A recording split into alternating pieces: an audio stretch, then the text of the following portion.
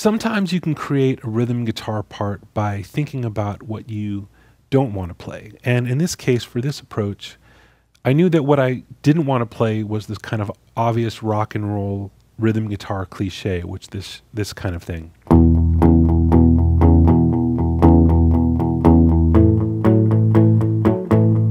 Though that would certainly work over that groove, I knew I didn't want to do that. And in thinking about what I could play, I started to think about this recording session I did not too long ago, where the songwriter brought in their original demo that had some guitar playing on it. And I said, oh, that sounds like this. And I played something kind of like that obvious rock and roll cliche. And the songwriter said, no, I don't think that's actually what the guy's playing. And I listened to it again, and I said, yeah, I think that's exactly what he's playing.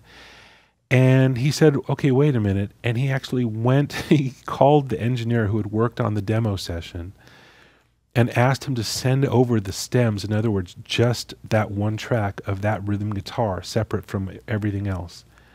And when I heard what the rhythm guitar player actually played on the demo session, I was surprised because to my ears, I thought I was hearing one thing and it was actually something else. And that's kind of what this part comes out of.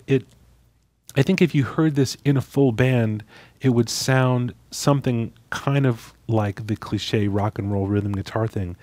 But it's really not that. And what it is it's kind of pushing around, playing on off beats. There's some motion inside the chord. So rather than it just being this kind of dun, da, da, da, da, there's this internal motion inside the chord shape that makes it a little bit different from that. So I'm going to show you that the basic move, the basic shape, it's all based around this E chord shape. If you think about it, it's like a C chord moved up here. And as the chords change, we're never ever going to leave that little position. So, and then the motion comes from just this, the F sharp going up to G sharp. So it starts on the offbeat on the and of one. So it's 1, 2, 3, 4, 1.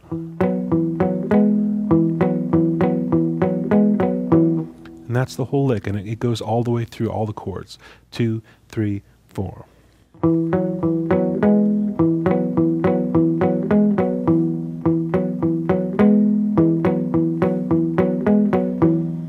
Now, obviously, I'm palm muting that. If you didn't catch that, I'm using just this much of my picking hand resting not exactly right on the bridge, but just inside of the bridge. And that gives it a nice tight sound. It's going to help this part just sit in the track. It's not going to call attention to what we're doing. This is the kind of rhythm part that you wouldn't even notice until you stop playing it. And then I think everyone in the band would turn around and say, oh, what happened? The groove doesn't feel as good anymore. It's great to be able to come up with those kind of parts that help the rhythm in a kind of like a stealthy way. And I think this would be able to achieve that. So I'm going to play it again a little slower than the track. 1, 2, 1, 2, 3, 4.